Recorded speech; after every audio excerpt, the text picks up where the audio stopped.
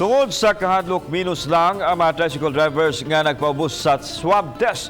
Subay nini gilugwayan sa lokal nga kagamhanan sa Dakbayan sa Lapu-lapu ang schedule sa swab test ug sa gidasig usab ang Obama driver sa multicab ug van for hire nga magpa-swab test. Si Dul-an meron dina sa report.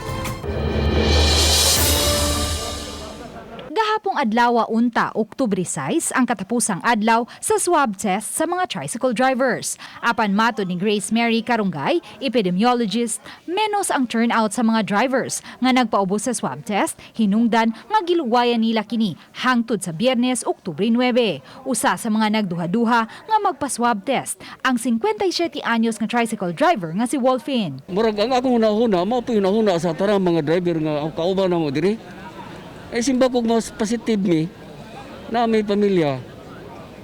Kisa na may mo suporta sa mong pamilya kung mapositive mi. The expected nato nga numbers nga 5,000 dili gid ingon anak kadaghan sa ato ang gitinguha kanang naala pero makasiguro ta nga each association sa atong 63 association sa tricycle drivers dunay representation, dunay mga niadto gyud. Hinuon malipayong gipahibaw sa City Health Officer Dr. Agnes Cecil Realiza nga sa 985 ka mga tricycle drivers ug drivers sa mga modern PUJ nga napaubos sa swab test sukad niadtong Setyembre 30 hangtod Oktubre 2, duha lang ang nagpositibo sa COVID-19. Silang duha mga tricycle drivers ug pulos asymptomatic.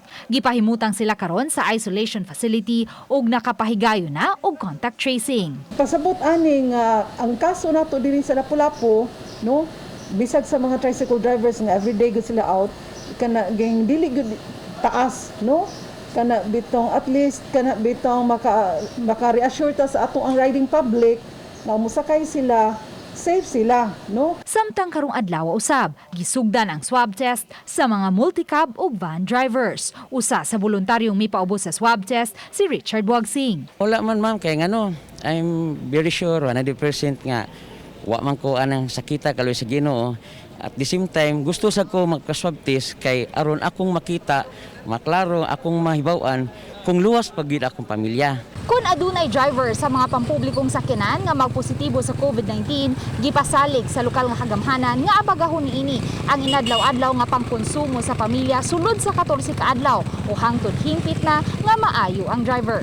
Gidasig sa lokal nga kagamhanan ang mga drivers sa pagpaubos sa swab test kay alang ra usab kini sa kasiguruhan dili lang sa ilang mga pasahero apan lakip na sa ilang pamilya.